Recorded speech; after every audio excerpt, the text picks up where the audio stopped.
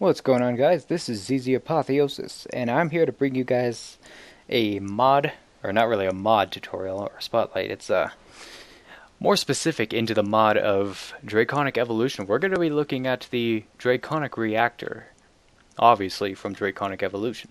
And I'm going to take the big step and say that this is probably my most preferred energy generation method in any mod that I've ever played on Minecraft, because it's just so awesome. It's extremely expensive to make. It requires you to kill the Chaos Guardian in the end, and you can find that every 10,000 blocks from the origin. It's just, while it's running, and even now, it just looks so good. That's one reason why I like it. And number two is that it actually puts out some pretty ridiculous amounts of power if you're ever going to need it, which most players probably aren't going to guess.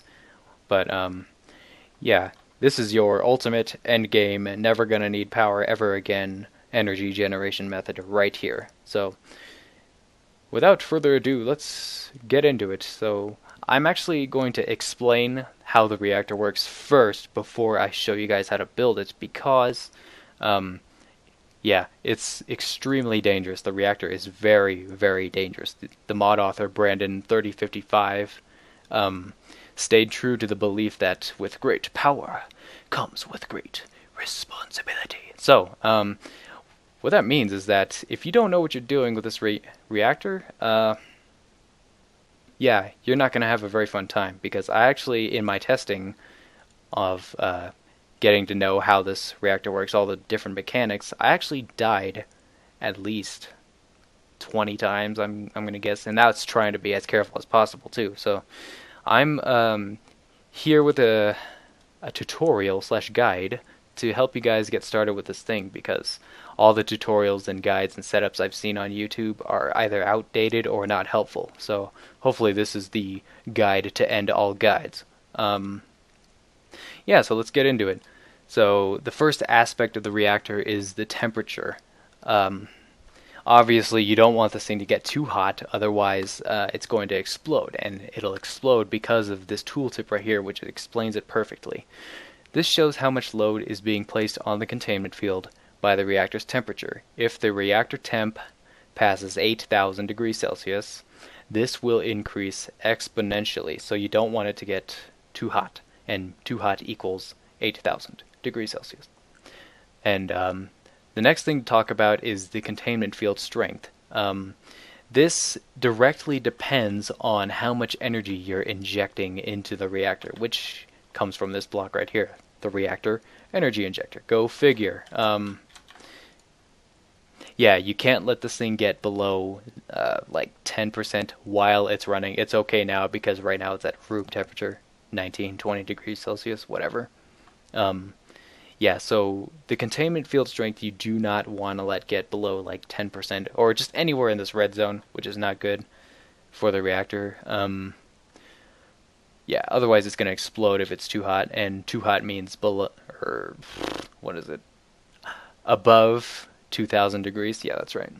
So if this thing gets into the red zone and the temperature is above 2,000 degrees and it's running or shutting down or whatever, then it's going to explode and leave a crater as big as this mini-map here. So that's the last thing you want on your base, especially after you've spent weeks on it.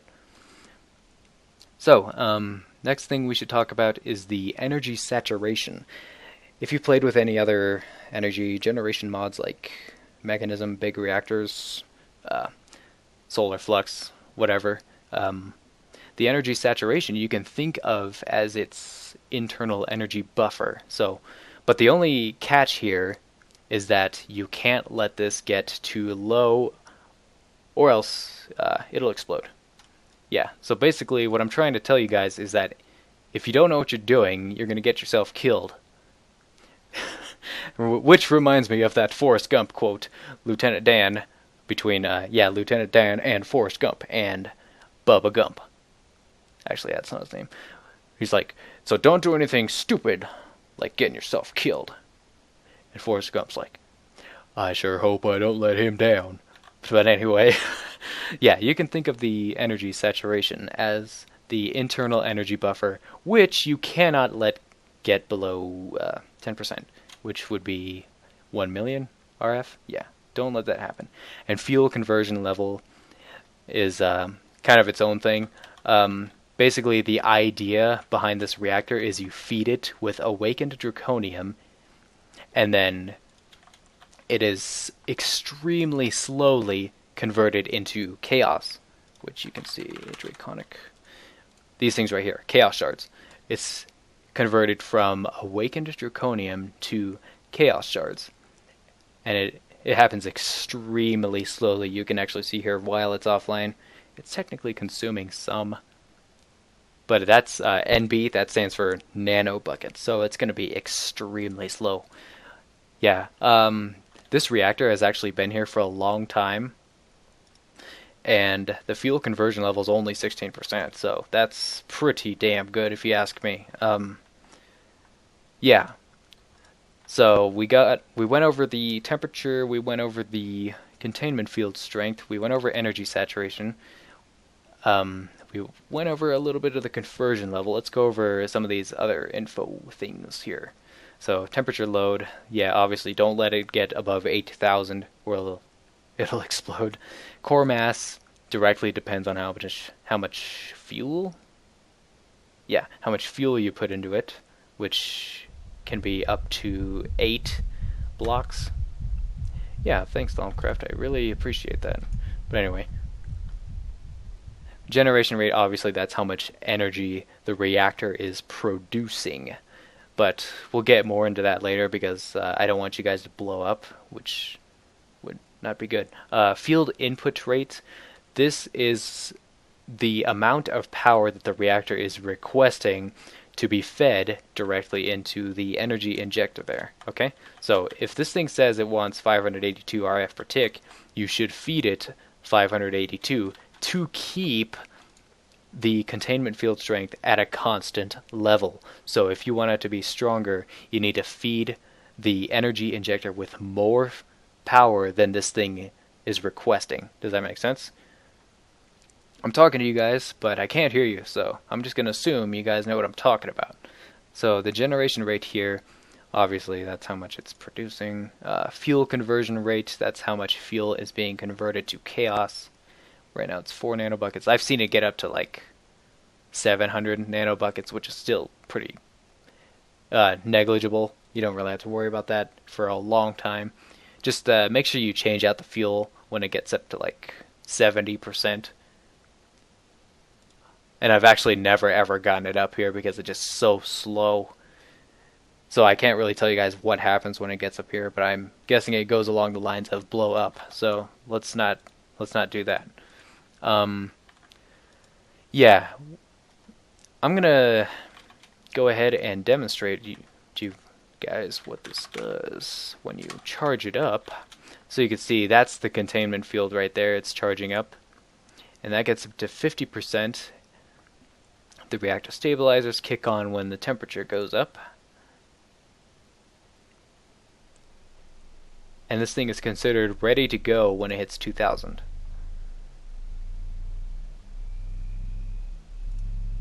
Yep, ready to go. So, right now it's not doing anything except waiting for me to give it the okay. So let's go ahead and do that. Start. So we're activating it now. Let's go ahead and... Oh, by the way, this potentiometer here is my direct way of extracting or telling it how much I want out of it. So I can actually show you guys if I go down here. That potentiometer is controlling this thing right here. So right now I'm drawing 733,000 RF per tick out of this reactor, which, as you can guess, is probably going to heat up my reactor. But right now, since it's not generating that much yet, it has to take that energy that I'm requesting out of its internal energy buffer, the energy saturation, right? So right now it's steadily going down, but I'm not too worried about it because this ComputerCraft script that I've written is going to protect this. I could leave this on forever and the ComputerCraft script will shut it down when needed. So that's pretty cool. As you can see, the temperature is steadily increasing because I'm drawing so much power out of it. And the containment field strength is it's going down, and I'll show you why. It's because this thing is requesting 159,000 RF per tick to be fed into the energy injector, but right now we're only feeding it 150 or 133. So now you can see it's still requesting more, and we're only feeding it 150, so that's why the field strength is going down.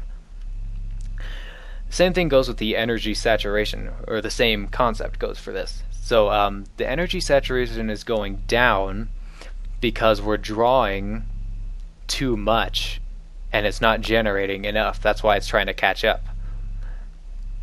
So right now we're drawing 733,000 constant. That's how much energy is being produced or drawn out of the reactor.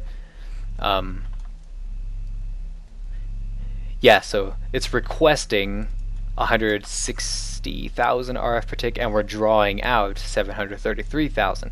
And since I have a feedback system set up right here to go straight back into the reactor, this generation rate needs to match this plus however much I'm requesting, which is 733,000. So eventually this will get to be 900,000 RF per tick, which is redonkulous. Yeah. So that's how that works. So I've kind of explained how field strength works. I've explained how energy saturation works. Temperature, obviously, it depends on how much you're drawing out of the reactor.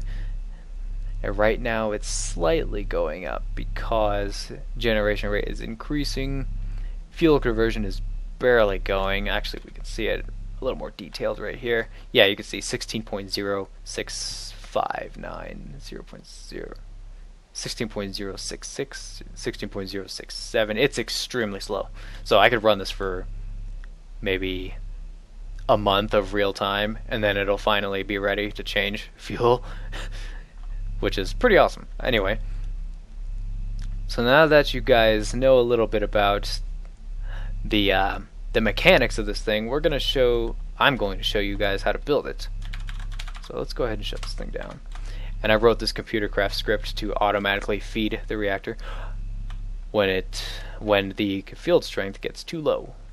Which, by the way, while you're shutting the reactor down, this energy generation, you can no longer extract out the back. So in order to keep the containment field strength high enough to not explode, you need to feed it an external power source, which right now it's coming straight from my energy core over there, and it's coming out of this tesseract going straight into the reactor, or the energy injector down there. And the ComputerCraft script is automatically keeping it above 25%, which is nice. So this thing will be considered offline when it gets to 2,000 degrees Celsius, which is gonna take a while. So it's not like big reactors, it's not like big reactors where you just shut it down and then it's immediately shut down. No, that's not how this works. You have to make sure everything is A-OK in this reactor while it's shutting down. Otherwise, you're gonna have a crater as big as this minimap, like I said.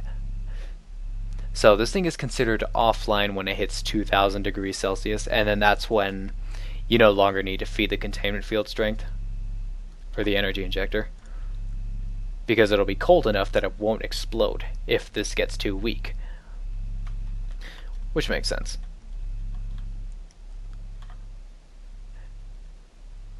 And by the way, while it's shutting down, since you cannot draw any energy out of the reactor stabilizers out the back, all of this energy is going straight into energy saturation, as you can see here. So also, one mechanic I discovered about this thing is that when it's shutting down, which is now, and when energy saturation gets to exactly 99%, that's when the temperature will start rapidly decreasing, which will hasten your shutting down time. Well, yeah, you get what I'm saying. So we're just going to wait a little bit. for this to get here. Yeah, it's 2:50 in the morning. I need to go to bed soon because I actually have to get up in like 5 hours. Yeah, that's not good. So hopefully we can wrap this up soon, guys. Hopefully in the next 10 minutes. Yeah, that would be nice. Come on, reactor.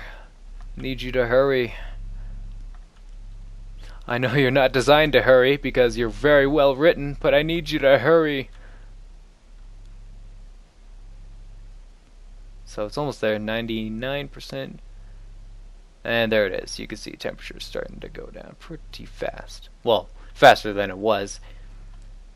So if you rewind this video, go back to when this was before 99, you can see it was draining at like 1 degree per second, and now it's like 25 per second. So almost at 2,000 degrees.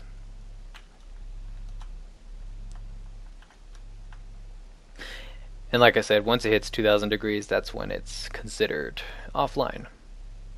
And there you go. And automatically, yeah, the ComputerCraft script stops feeding the energy injector with energy because it doesn't need it. It's cold enough so that it doesn't explode while it's in the red zone. As you can see now, it looks pretty dangerous, but it's not going to explode as long as the temperature is below 2,000. So you can see it's, yeah. That thing that just disappeared, that was actually the containment field. It's 0% now. This thing, yeah, it's starting to go down. Still shutting down, kind of. Well, right now it's considered offline, so we could actually start it up from this state if we wanted to. So yeah, that's cool. So I guess now would be a good time if I want to go to bed in like 15 minutes. Yeah, now would be a good time to show you guys how to build it. So let's go ahead and go to my creative testing world, which by the way I have died multiple times on.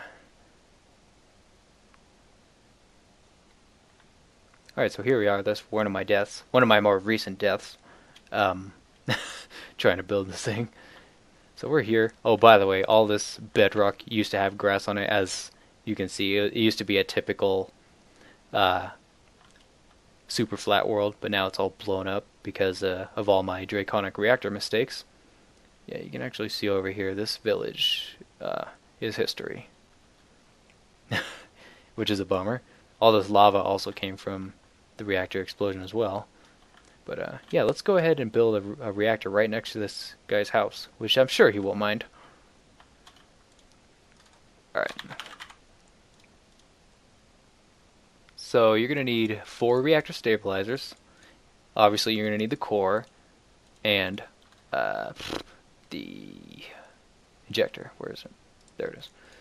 So you're going to need the injector. That you're going to need, well, I guess you don't need it, but if you want to max out your potential with this reactor, 8 awakened draconium blocks. So you need to get 2 dragon hearts, because you can do a maximum of 4 awakened draconium blocks per awakening ritual, and you need to kill 2 ender dragons to get 2 hearts to do the rituals. So yeah, that's a little bit of a project on its own. So that's the fuel we're going to be using.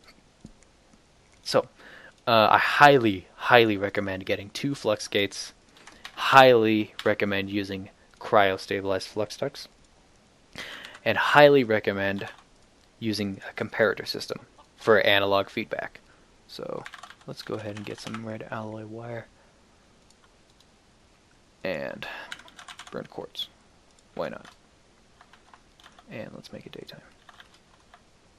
So let's build this thing up. Yeah, that's good. So let's go ahead and put this on the bottom.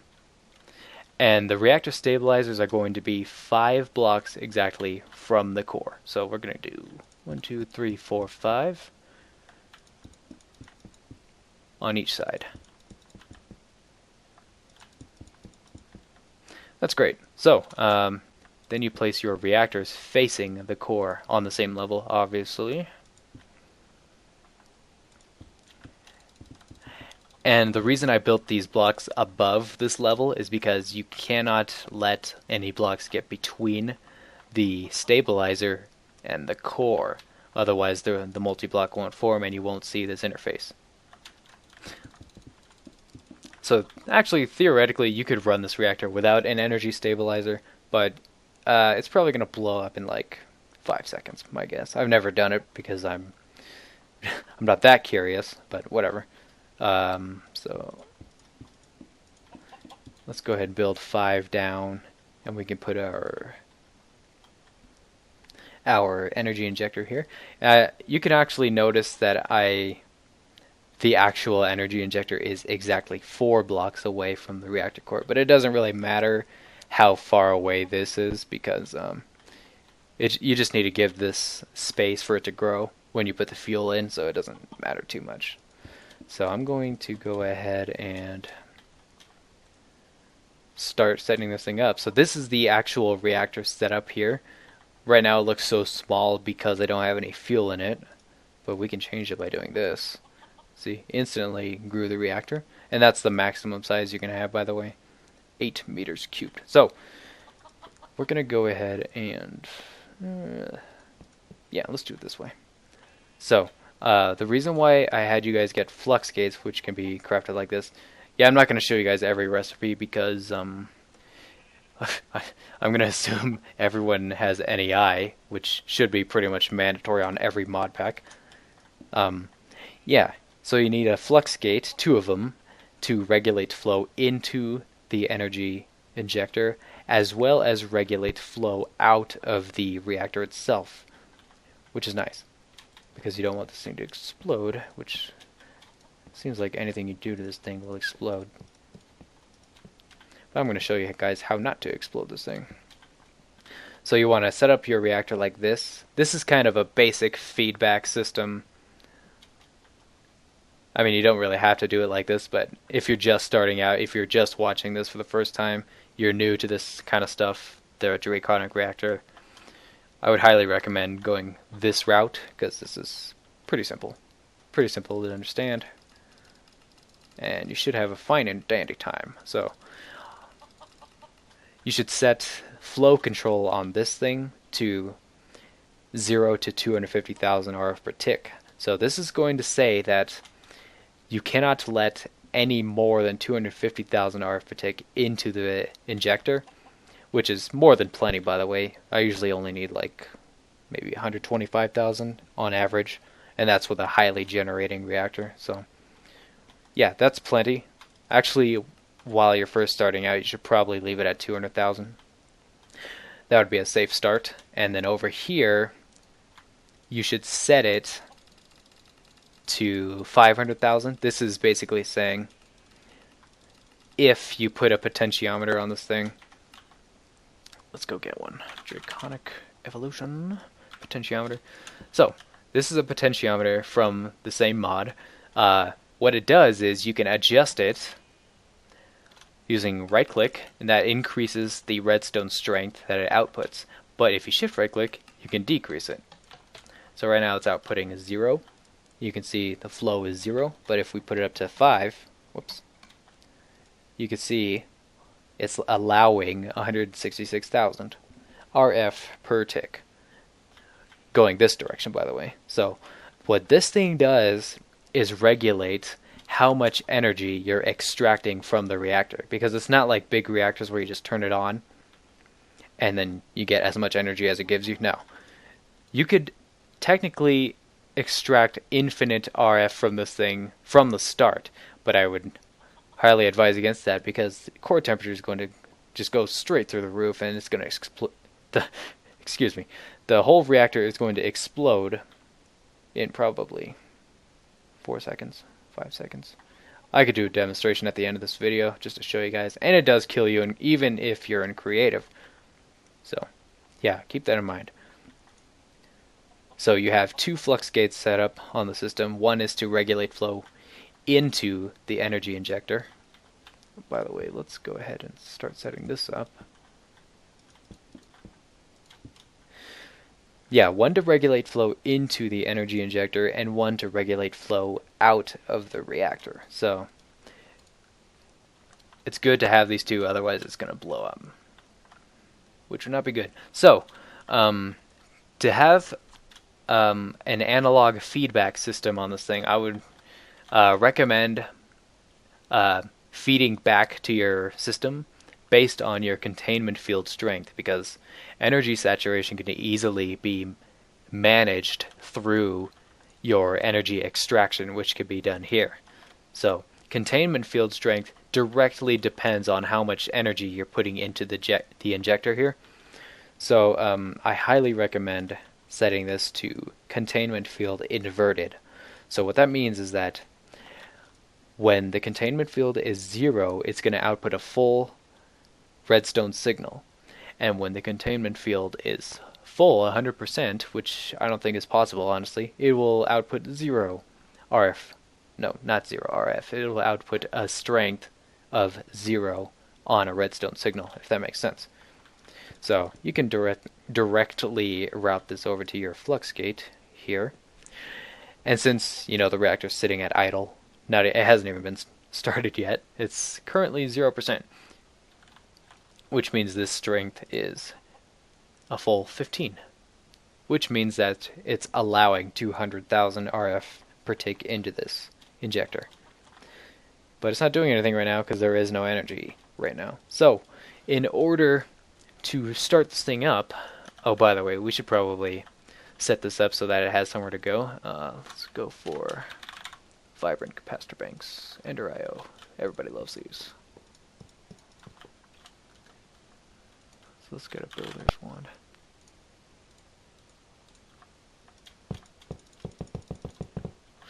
Excelente. Let's do one on this side, one on this side. Oh shit. Okay. Excellent. So, you can actually see now it can accept 5.7 million RF per tick, but we're not going to get up to that. So, don't get your hopes up.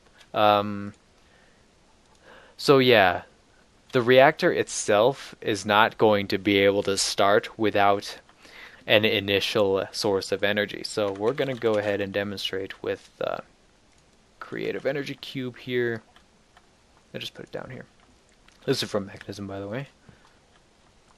And I'm going to regulate this to maybe 600,000. Just so you guys can see how fast it charges with this kind of power. Yeah, because if you just directly connect like a creative energy cube to this, it'll charge instantly. But I want to show you guys how it actually charges up. So when you hit charge, it's going to charge up your containment field strength first to make sure that the thing is ready to go. And then once it's 50%, it'll start injecting energy into its quote-unquote internal energy buffer. Oh shit. It's 3:03 in the morning, guys. I have to get up in like 5 hours, so let's try to wrap things up. Yeah, so this thing's going to go up to 50% as well. And once it hits 50%, the temperature is going to go up to 2000, and once it hits 2000, it will be ready to go. So I'm going to speed this thing up.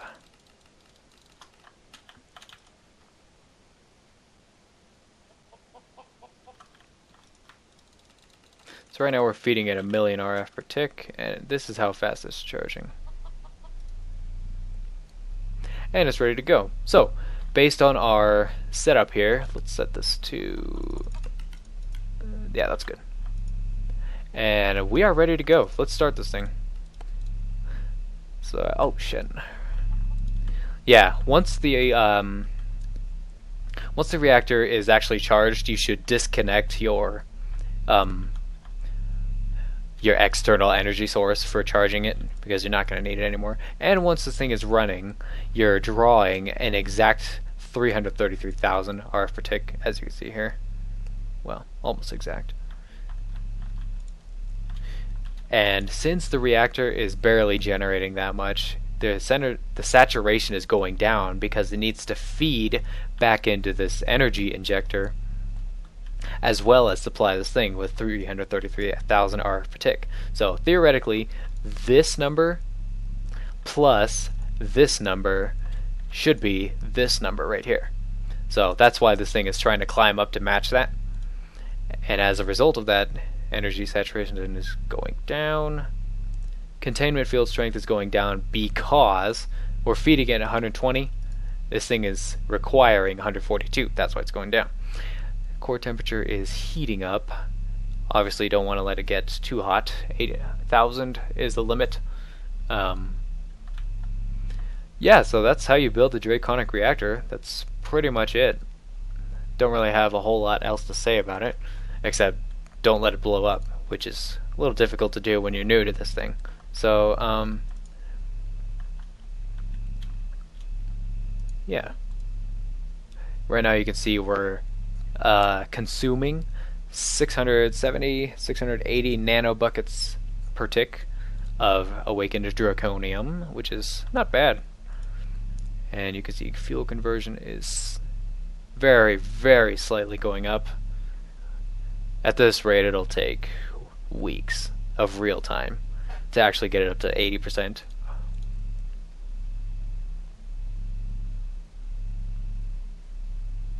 So that's how you do that. So I'm gonna tinker around with the rates here, so you can see exactly how it affects all these different categories of the reactor. So right now the temperature is going up, and that's because we're drawing this much power out of it. So if we decrease this to 133, you can see the temperature starts to go down. Energy saturation is going to start to go up because this thing is generating 420 blaze it, 1000 RF per tick, and then we're only drawing this much, and this is only feeding that much as well. So you can see it doesn't need that much energy. This thing's going down and this thing is going up. Saturation is going up. Containment field strength, it looks like it's barely going up, and that's because we're feeding it 133,000. This thing is requesting 130,000, so it is barely going up. Temperature is going down because we're not extracting that much. We're only doing that much out of it. Yeah, and that's basically the reactor. So, by the way, I need to show you guys how to shut the reactor down. Otherwise, yeah, shit's gonna hit the fan.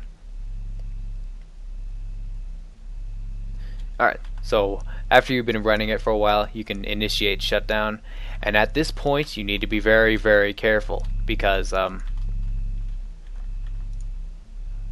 yeah, you have to be super careful because it says it's generating all this energy, but while it's shutting down, it does not let you extract energy from the reactor. So that means this feedback system does not work, and you are not feeding any energy into the energy injector, and therefore the containment field strength will drop to 0 if not properly maintained.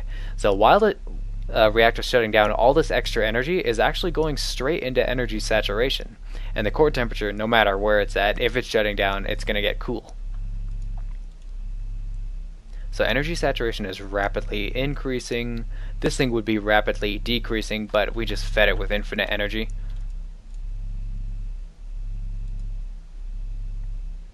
Yeah, so while it's shutting down, the only thing you need to be wary of is the containment field strength. Everything else will be perfectly fine.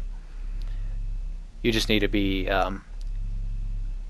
wary of the containment field strength, which if we disconnect this, you can see it's decreasing. And since the core temperature is actually kind of cooled down, this thing isn't decreasing that fast. But when it's really hot, this thing's going to go down very fast and it'll blow up.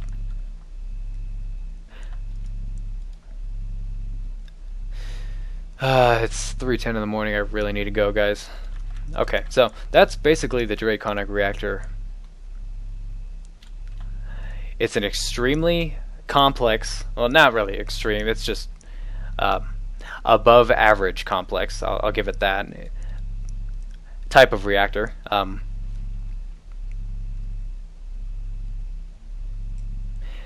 if you don't know how to properly maintain it, it's going to blow up and everything's going to be gone. I did mention that we were going to blow this thing up for fun, so let's go ahead and do that. So if we do this and turn it on, there you go.